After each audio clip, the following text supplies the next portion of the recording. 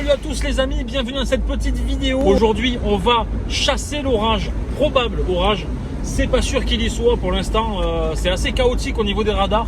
La foudre s'est arrêtée, la pluie fait des espèces de petits paquets, ça ralentit, ça glisse un peu en dessous de ma position. Donc je me déplace, je me recale par rapport à ce que j'ai vu. Donc on est le vendredi 21 août, il est 19h30. La cellule se déplace, les cellules, parce qu'il y en a plusieurs, se déplacent de sud-ouest vers nord-est. Elle devrait traverser sur Agen, Villeneuve-sur-Lot et peut-être Fumel, là où je me trouve actuellement. J'ai pas le temps de vraiment beaucoup me déplacer, donc du coup ça sera une chasse assez localisée finalement. J'ai pas le temps d'aller vraiment très loin. Donc là on est sur la commune de Fumel, Montéral, etc. On va essayer de trouver un point de vue assez haut. On va suivre les radars. Je vous reprends dès qu'on arrive sur le spot, les amis. À de suite. Voilà un petit peu la situation. Il y a du nuage, c'est assez menaçant, mais sans plus. Voilà, il n'y a pas vraiment de menace de ouf niveau orage. Le temps s'est beaucoup rafraîchi. On a dû perdre 5 degrés, je pense, en après une demi-heure. Sans qu'il y ait de plus, ce qui n'est pas très très bon. On va pas se mentir hein, pour les orages. Donc voilà, donc là je vais sortir le matériel, en fait le matériel que je vais installer, on va le faire ensemble hein, bien sûr, comme ça vous allez pouvoir voir un petit peu ce que j'utilise pour la chasse aux orages de jour et de nuit. Donc ça c'est mon sac photo avec tous les appareils, les objectifs et le matériel etc que j'ai besoin. Ici on a deux trépieds, donc un plus solide qui est un Manfrotto qui me suit depuis très longtemps et qui est vraiment incassable. Donc c'est le MT294A3 si vous cherchez la ref. C'est un très bon trépied, très solide, trop robuste et très stable. Ici on a un trépied un petit peu plus cheap qui vaut pas vraiment très cher mais qui me sert en dépannage pour avoir un second appareil photo en backup avec un objectif différent de l'autre. Là j'ai mon Canon qui est un 70D. Voilà, ici avec dessus un 10-18 mm, donc c'est un ultra grand angle, on peut dire, grand angle entre les deux. Donc je vais le garder pour faire du plan très large. Ensuite j'utiliserai un 50 mm f1.8 qui est un très bon objectif de chez Canon qui vaut pas très cher non plus. Je l'utiliserai avec un vieux 550D, donc lui il me sert de secours en fait, c'est juste pour avoir une deuxième point de vue en plus du premier boîtier qui lui fera le point de vue principal. Ensuite donc qu'est-ce que c'est que j'utilise? Donc là j'ai des batteries et tout le merdier, et ça c'est pour la journée en fait. C'est un capteur photosensible, c'est une cellule photosensible à l'avant. En fait il va détecter les différences fortes de luminosité qui se passent devant l'appareil photo. Donc ça se met en fait sur la griffe du flash, donc on va le placer ici. Je suis désolé je parle vite mais j'essaie de me dépêcher. Donc voilà, ça se met comme ça se relie avec un petit câble jack en 1.5 si je dis pas de conneries sur la prise photo qui sert pour brancher un intervallomètre, donc une télécommande que j'ai normalement aussi dans mon sac qui doit être au bout de ce long câble. Voilà, ça c'est un intervallomètre, ça permet de prendre des photos à intervalles réguliers en faisant des pauses longues. Moi je branche ça en journée pour faire des photos d'orage et je branche ça de nuit pour faire des photos d'orage. Voilà, c'est très différent. Ça c'est pour avoir un très faible temps de pause quand on a une grosse luminosité. En journée c'est pas la peine de faire des longues pauses, ça ne marche pas. Et du coup on utilise ça. Voilà, donc c'est français, c'est sur le site p67world.com ou chasseurdorage.com aussi. Et je crois qu'ils ont sorti même la LPT M3 maintenant, la troisième version de ce boîtier qui est normalement ronde et que je devrais acquérir d'ici la fin de l'année, je pense, pour la saison prochaine. Donc du coup on va se placer parce que c'est quand même assez noir. On va placer l'appareil photo et on se reprend de suite. Voilà, donc là on est réglé, donc j'ai mon petit boîtier, donc je me suis réglé à, je sais pas combien je me suis réglé, à 16 mm, donc pas vraiment ultra grand angle, là je me suis vraiment assez serré. Dessus j'ai installé mon petit déclencheur de foudre, donc mon petit appareil qui capte les impacts de foudre, donc là il est en fonctionnement. Je sais pas si vous l'avez clignoté, je l'ai réglé, j'ai fait le pré-focus et tout. Pas mal de vent, vous pouvez le voir, hein, ce piaf qui arrive à faire du surplace grâce au vent. Voilà, vous voyez, il ne bouge pas, il est en train de chasser. Donc l'appareil photo est enclenché, tout est prêt et je vous reprends si jamais il y a de l'orage. Petite mise à jour, donc nous sommes toujours au même endroit. Voici le nuage, toujours aussi chelou en fait. Il est mi-menaçant, mi-pas menaçant, il y a d'avoir de la flotte à l'intérieur, mais il est assez casse-couille parce que du coup il se passe pas grand chose. Donc il y a du nuage qui s'est déclaré là-bas, vous voyez que c'est en train de gonfler de fond. Mais ça vient pas ici du tout. Voilà, c'est complètement à l'opposé même que ça va. Donc c'est pas la peine de suivre cela. Mais du coup il est toujours là. Donc normalement c'est censé arriver d'ici. Voilà, donc la première cellule est ici. La deuxième est censée arriver d'ici. Elle sera un petit peu plus violente je pense par ici. Mais pour l'instant pas de plus de news, pas plus d'infos. Les radars sont... Je sais pas. Et pour l'instant c'est pas fou. Pour l'instant, c'est ni très actif, ça, c'est électriquement, il n'y a pas d'intensité du tout. C'est un nuage assez mou, voilà. Donc on verra bien. Je porte beaucoup d'espoir sur la deuxième cellule qui arrivera en deuxième partie d'orage. Mais j'ai très peur qu'elle soit noyée dans la flotte du premier et que la pluie ne se soit pas arrêtée entre temps et que du coup ça soit inexploitable quoi. Donc du coup ce que je fais d'habitude quand il y a de la flotte, pour vous expliquer, donc j'ouvre le coffre, donc il arrive à peu près ici, voilà, vous voyez, ça fait une espèce de petit toit, et je fous mes trépieds en dessous, comme ça ils sont à l'abri de la pluie, non pas parce que j'ai peur d'exploser à la pluie, parce que ils prennent la flotte régulièrement avec les orages, ça c'est pas un souci, mais c'est juste pour l'objectif en fait, pour éviter d'avoir des grosses gouttes dégueulasses sur l'objectif. Du coup ça me permet d'avoir un objectif clean le plus longtemps possible. Donc là j'augmente la luminosité manuellement, donc ça sera un peu dégueulasse, mais bon c'est comme ça. Je me suis déplacé à gauche des hangars, donc tout à l'heure j'étais avec le trépied, j'étais au bout de ce champ ici à quelques dizaines de mètres. Je me suis mis à gauche des hangars parce que comme je le pensais, la deuxième cellule est en train de donner des choses intéressantes. Donc là vous voyez rien et c'est, je sais pas pourquoi, je pense que l'appareil photo est en train de péter un câble. Donc c'est un petit peu pixelisé, mais bon c'est pas grave, il y a le vent aussi, on m'entend mal, c'est pas grave non plus, on fera avec, on est en pleine chasse, ok. Donc on est très similaire à la semaine dernière finalement.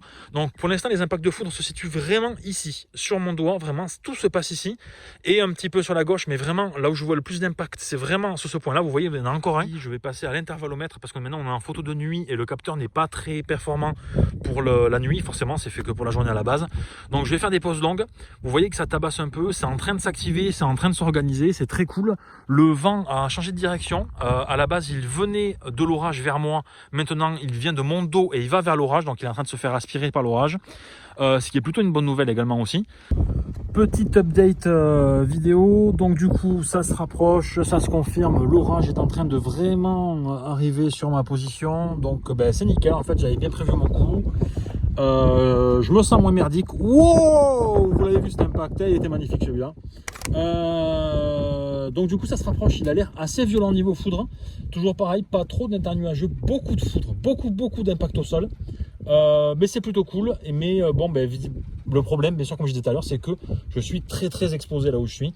Donc il faudra peut-être que je me replace durant le cours de l'orage. Je vais le laisser arriver. Une fois que je sentirai que c'est pas ouf, je me casse. Donc du coup je me déplace. La foudre tombe est vraiment tombée très proche de là où j'étais. On était à moins d'1 kilomètre, je dirais à peu près 800 mètres. J'ai quasiment eu le son et l'image en même temps. J'étais en train de plier le matos photo parce que je savais que ça devenait dangereux. Donc du coup je vais même pas plier, j'ai jeté le trépied dans le coffre. Donc là j'essaie de me replacer à un endroit un peu plus safe, un peu moins dégagé on va dire. Disons qu'on va limiter les risques, même si la foudre peut tomber n'importe où, même si vous êtes en pleine ville. On va quand même éviter les endroits vraiment exposés. Donc du coup là le but c'est quoi? C'est de se replacer intelligemment, d'avoir un point de vue intéressant sur ce qui arrive, même si ça sera moins intéressant que là-haut. Mais bon, on n'est pas débile, hein, on ne peut pas prendre de risques inconsciemment comme ça à rester proche de très gros impacts. Et donc deuxième update, donc je me suis garé au centre commercial de Leclerc pour regarder ce qui se passait dans le ciel. Et je pense que les fumélois, peut-être s'il n'y en a pas d'autres dans la nuit, ils s'en souviendront, ceux qui l'ont entendu. La foudre est tombée extrêmement proche de moi, voilà, comme à l'instant encore. Et ça a fait un véritable coup de canon dans le ciel, c'est-à-dire que toutes les vitres de bagnole ont tremblé. Voilà. Donc personnellement j'adore ça, mais je comprends qu'il y en ait que ça soit pas trop leur kiff. Alors encore une petite mise à jour, donc je suis à l'entrée de Fumel, je suis sur la côte qui descend vers Condat. Donc du coup la foudre tombe toujours très proche de moi, mais le problème c'est que c'est complètement noyé dans le rideau de pluie. Et du coup c'est extrêmement emmerdant parce que évidemment on ne voit pas bien les impacts et j'arrive pas à me positionner pour avoir un truc joli. Donc je pense que les photos seront très limitées ce soir. Vous voyez que ça flash en fait, ça flash juste. Ils sont dans le rideau de pluie, alors certains dépassent. Mais le problème c'est que l'orage se déplace extrêmement vite et j'arrive pas à me replacer. C'est des coups de foudre qui sont noyés dans la flotte. Et vous voyez celui-là est tombé pas loin. Ce point de vue là serait pas mal, mais le problème c'est que je suis extrêmement exposé comme tout à l'heure. En fait je suis au pied d'une falaise. Et je suis en hauteur aussi tout simplement. Et sortir avec le trépied dehors c'est pas une bonne idée. Je suis très content de l'orage, mais je suis pas content parce qu'il y a de la pluie. Et c'est ce que j'avais peur depuis le début. Je me disais, ce rideau de pluie va me faire chier. Et on est dedans, quoi. Le rideau de pluie me fait chier. Voilà. Wow! Alors, petite mise à jour. Je me déplace en ce moment vers le village de Montségur pour être en hauteur, finalement, avoir un point de vue. J'ai réfléchi un petit peu là où j'étais et je me suis dit c'est le seul point de vue qui est à peu près acceptable. Le problème c'est que c'est pas à côté quoi, il faut un petit peu de route et j'ai peur d'arriver quand l'orage sera un peu loin. Donc je vais le tenter quand même parce que de toute façon j'ai que ça à faire ici. Les impacts tombent encore sur Fumel assez violemment. Là je m'excentre légèrement et on va la tenter comme ça. Voilà. Voilà, donc je suis arrivé à Montségur. Il pleut beaucoup, mais j'ai bon espoir d'avoir des trucs assez sympas à l'horizon, même si c'est complètement à la pluie. Du coup, on a un joli point de vue. S'il y a des impacts qui tombent assez proches d'Enfumel, on les verra. Je suis arrivé malheureusement un peu tardivement. Du coup, ça me fait chier. Mais c'est pas grave, je le saurai pour la prochaine fois. Je me suis viandé, je pensais devancer l'orage. Finalement, il était trop rapide et il a fallu que j'aille derrière lui. Et pour reculer, c'était un peu tard. Pour avoir en plus le combo joli point de vue et orage, c'était la merde. Et en plus de ça, il pleut, donc évidemment tous les impacts sont noyés dans la flotte. Et on va espérer que, voilà, vous voyez, ça tombe, mais c'est noyé, c'est complètement noyé. Donc c'est décevant, mais on va se démerder comme ça et on va voir ce qu'on en sort. Bon, depuis tout à l'heure, ça s'est plutôt calmé. L'orage est passé et maintenant, à l'arrière de Fumel, il part sur les autres départements. Il y a une petite cellule qui se déclenche un petit peu à droite, qui est en train de monter, mais je pense qu'elle passera légèrement à côté. Mais étant donné que j'ai un joli point de vue, je risque d'y rester encore une petite heure, histoire de voir ce qu'elle donne. Même si pour l'instant elle est plutôt plate, mais elle risque de faire un petit peu pareil, de se réactiver en arrivant sur Agen. Donc je vais patienter tranquillement, je suis à mon petit point de vue, voilà, on est dans le petit village qui est juste ici. Je suis sur une espèce de balcon métallique qu'il y a au bout, qui donne sur le point de vue sur toute la vallée. Donc vous voyez, il pourrait y avoir des très jolies photos à faire, mais malheureusement c'est la loterie. Et ce soir ça ne veut pas. Tout simplement parce qu'il y a trop de pluie, l'orage est complètement noyé dans la flotte. Ce qui fait que les photos sont sans intérêt. En fait, je vous en mettrai quelques-unes pour donner des exemples, bien sûr. Mais les photos c'est juste des flashs lumineux dans le ciel qui sont violets, bleus. Et ça n'a aucun intérêt en fait. Voilà, on ne voit pas la foudre, elle traverse pas, elle n'est pas assez visible pour traverser l'énorme rideau de pluie qu'il y a, surtout en plus que ça a beaucoup plu. Alors, il est 23h30, nous sommes toujours à Montségur. Il y a eu un gros calme sans pluie ni vent. Et là, nous voilà sur la deuxième cellule donc, que j'avais dit qui arrivait. Donc là, il recommence à pleuvoir. Il y a de nouveau du vent qui commence à se lever légèrement. De l'éclair qui tombe un petit peu autour de nous. Le principal problème, c'est que du coup, l'orage risque d'arriver derrière le village et je n'ai aucune visibilité dessus. Donc ça, c'est un peu chiant. Pour l'instant, l'orage n'est pas tellement au-dessus de nous, du coup, ça risque pas grand-chose. Donc du coup, c'est très bien. Et l'orage n'est pas ultra actif niveau foudre. Mais si on peut avoir 2-3 impacts sympas, ça sera toujours ça de prix. Voilà. On va peut-être rentrer là. Hein. J'allais faire un petit discours, mais la foudre est tombée pas loin là. Ouais. Elle n'est pas vraiment tombée très loin. On va peut-être pas déconner et on va rentrer à l'intérieur. Non, parce que je veux bien rigoler, mais bon, après quand ça commence à s'approcher comme ça, c'est pas vraiment très drôle. Donc, ouais, on va rentrer, ouais. Bon les amis, c'est une fin de chasse à l'orage. Je suis en train de rentrer, je viens juste de prendre la route il y a quelques minutes. Je redescends tranquillement dans le brouillard. Petit débrief de ce qui s'est passé. Pour moi, j'ai fait 2 principales erreurs, même de débutant limite. Donc du coup, il y avait 2 cellules qui se déplaçaient, donc une au début qui n'était pas du tout active et une seconde qui, je pensais, allait se réactiver et ça a été le cas. Elle est devenue très puissante en arrivant sur Agen. Donc ça s'est passé comme je le pensais. Le truc, c'est que je me suis focalisé, comme je l'avais expliqué, sur la gauche des hangars. Du coup, je me suis masqué complètement la première cellule pour me concentrer sur la seconde, qui a mis beaucoup de temps à arriver au début, alors que la première, pendant ce temps, se réactivait.